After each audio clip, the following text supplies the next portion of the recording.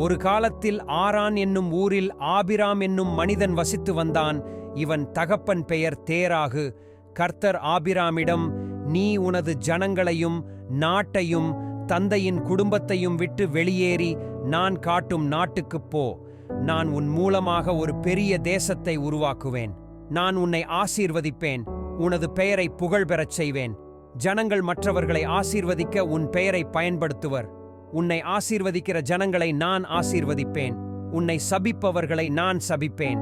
நான் உன் மூலம் பூமியிலுள்ள அனைத்து ஜனங்களையும் ஆசீர்வதிப்பேன் என்றார். எனவே ஆபிராம் கர்த்தருக்கு கீழ்ப்படிந்து ஆரானை விட்டு போகும்போது தன் மனைவி சாராயையும் தன் சகோதரனுடைய மகனான லோத்தையும் எல்லா அடிமைகளையும் ஆரானில் அவனுக்குச் சொந்தமான அனைத்தையும் எடுத்துக்கொண்டு போனான். ஆபிராம் கானான் தேசத்தின் வழியாக பயணம் செய்தான். அந்நாட்களில் பூமியில் பஞ்சம் ஏற்பட்டது.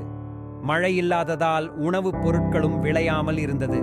எனவே ஆபிராம் எகிப்திற்கு பிழைப்பதற்காகப் போனான். பார்வோன் அவனுக்கு ஆடுகள், மாடுகள், பெண் வேலையாட்கள், கழுதைகள், ஒட்டகங்கள் என்று பலவற்றை கொடுத்தான். ஆபிராம் எகிப்தை விட்டு வெளியேறி தன் மனைவியோடும் தனக்குரிய பொருட்களோடும் பாலைவனத்தின் வழியாக பயணம் செய்தான். லோத்துவும் அவனோடு சென்றான். ஆபிராம் மிகவும் செல்வந்தனாக இருந்தான். இந்த நேரத்தில் லோத்தும் ஆபிராமோடு பயணம் செய்து கொண்டிருந்தான். லோத்துக்கும் நிறைய மிருகங்களும் கூடாரங்களும் இருந்தன. ஆபிராமின் மேய்ப்பர்களும் லோத்தின் மேய்ப்பர்களும் தங்களுக்குள் சண்டையிட்டனர். எனவே ஆபிராம் லோத்திடம், நம்மிருவருக்கும் இடையில் எவ்வித வாக்குவாதமும் வேண்டாம். உனது ஆட்களுக்கும் எனது ஆட்களுக்கும் இனிமேல் எந்த விரோதமும் வேண்டாம். நாம் சகோதரர்கள். நாம் பிரிந்து விடுவோம். உனக்கு விருப்பமான எந்த இடத்தையும் நீ தேர்ந்தெடுத்துக்கொள். நீ இடது பக்கமாக போனால் நான் வலது பக்கமாக போகிறேன். நீ வலது பக்கமாக போனால் நான் இடது பக்கமாக போகிறேன் என்றான். லோத்து யோர்தான் நதிக்கு அருகான சமவெளியை பார்வையிட்டான். அங்கு நீர் வளம் இருப்பதைக் கண்டான். லோத்து விலகிப் போனதும் கர்த்தர் ஆபிராமிடம், உன் ஜனங்களை உலகத்தில் உள்ள புழுதியின் அளவுக்கு பெருகச் செய்வேன். எவராவது புழுதியை எண்ண முடியுமானால் அதுவே உங்கள் தொகையாக இருக்கும். வானத்தில் நிறைந்திருக்கும் ஏராளமான நட்சத்திரங்களைப் பார். அவற்றை உன்னால் எண்ண முடியாது. வருங்காலத்தில் உன் சந்ததியும் இவ்வாறே இருக்கும்.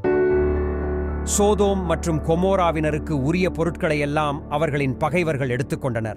அவர்களது அனைத்து உணவுப் பொருட்களையும் ஆடைகளையும் எடுத்துக்கொண்டு ஓடினார்கள். ஆபிராமின் சகோதரனுடைய மகனான லோத்து சோதோமில் வசித்துக் கொண்டிருந்தான். அவனையும் எதிரிகள் பிடித்து கொண்டார். மேலும் அவனுடைய உடைமைகள் அனைத்தையும் எடுத்துக்கொண்டு எதிரிகள் ஓடினார்கள். பிடிபடாதவர்களில் ஒருவன் எபிரேயனாகிய ஆபிராமிடம் சென்று நடந்ததை கூறினான். லோத்து கைது செய்யப்பட்டதை ஆபிராம் அறிந்து கொண்டான். அவன் தனது குடும்பத்தினர் அனைவரையும் அழைத்தான். அவர்களிடம் 318 பயிற்சி பெற்ற வீரர்கள் இருந்தனர். அவன் அவர்களோடு தான் நகரம் வரை பகைவர்களை துரத்திக் கொண்டு போனான். அன்றிரவு அவனும் அவனது வீரர்களும் பகைவரை திடீரென்று தாக்கினர். அவர்களை தோற்கடித்து தமஸ்குவின் வடக்கேயுள்ள கோப்பாவரை துரத்தினர். பிறகு பகைவர்கள் எடுத்து சென்ற அனைத்து பொருட்களையும் ஆபிராம் மீட்டுக்கொண்டான். பெண்கள், வேலைக்காரர்கள், லோத்து, அவனது பொருட்கள் அனைத்தும் மீட்கப்பட்டன. இக்கதையின் மூலம் நாம் கீழ்ப்படிதலையும் மற்றும் சகோதர அன்பும் காட்டுகிறது.